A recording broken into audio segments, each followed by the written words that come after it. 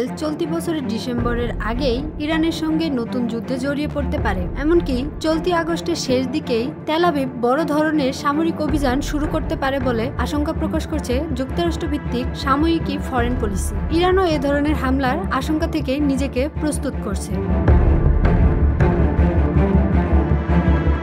বিশ্লেষকদের মতে গত জুন মাসের যুদ্ধে ইরান দীর্ঘমেয়াদী কৌশল নিয়ে ধীরে ধীরে ক্ষেপণাস্ত্র হামলা চালিয়েছিল। তবে এবার তেহরান শুরু থেকেই শক্তিশালী ও নির্ণায়ক আঘাত হানতে পারে। তাদের প্রধান লক্ষ্য হবে ইসরায়েলের সামরিক আধিপত্য অপ্রতিরোধ্য এমন ধারণা ভেঙে দেওয়া। এতে নতুন সংঘাত আগের তুলনায় অনেক বেশি রক্তক্ষয়ী ও প্রাণঘাতী হওয়ার শঙ্কা রয়েছে।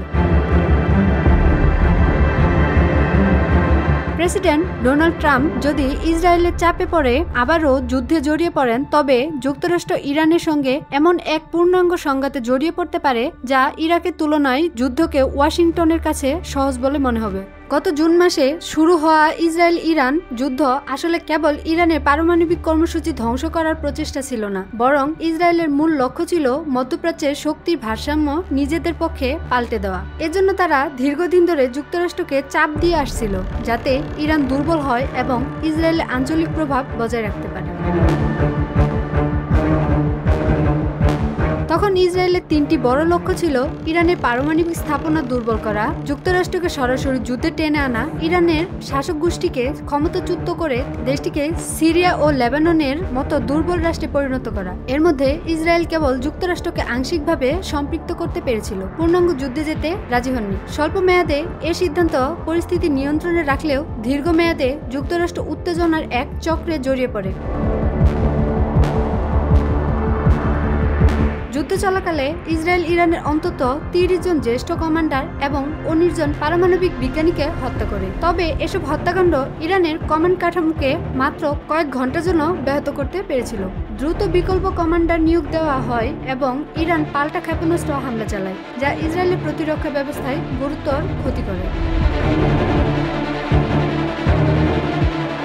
ইসরায়েল আশা করেছিল এসব আঘাত ইরানের শাসক গোষ্ঠীর ভেতর বিভক্তি তৈরি করবে। এমনকি মোসাদের এজেন্টরা জ্যেষ্ঠ কর্মকর্তাদের ফোনে হুমকি দিয়েছিল বলে ওয়াশিংটন পোস্ট জানিয়েছে। কিন্তু এসব প্রচেষ্টা ব্যর্থ হয়, বরং শাসক গোষ্ঠীর সংহতি আরো দৃঢ় হয় এবং সাধারণ ইরানিরা জাতীয়তাবাদের স্রোতে ঐক্যবদ্ধ হয়। রাজনৈতিক বিশ্লেষক নার্গেস বাজোগলির ভাষায়, আগে আমি সরকারের বিদেশে অতিরিক্ত ব্যয়ের বিরোধিতা করতাম, কিন্তু এখন বুঝতে পারছি আমাদের প্রতিরক্ষায় আসল। শক্ত প্রতিরক্ষা ছাড়া যুদ্ধ সরাসরি আমাদের ঘরে চলে আসে। জুনের যুদ্ধে ইসরায়েল ইরানকে সিরিয়ার মতো দুর্বল রাষ্ট্রে পরিণত করতে পারেনি। আংশিকভাবে ইরানের আকাশসীমা নিয়ন্ত্রণ করতে পারলেও তা স্থায়ী ছিল না, বরং ইরানের ক্ষেপণাস্ত্র হামলায় ইসরায়েল দীর্ঘমেয়াদী ক্ষয়ক্ষতির মুখে পড়েন। যুক্তরাষ্ট্রের সহায়তা ছাড়া যুদ্ধ চালিয়ে যাওয়া ইসরায়েলের পক্ষে প্রায় অসম্ভব ছিল। উদাহরণস্বরূপ, মাত্র ১২ দিনের যুদ্ধে যুক্তরাষ্ট্র থেকে সরবরাহ করা থার্ড ক্ষেপণাস্ত্র প্রতিরক্ষা ব্যবস্থার ২৫% ব্যবহার করে ফেলে তেল আবিব।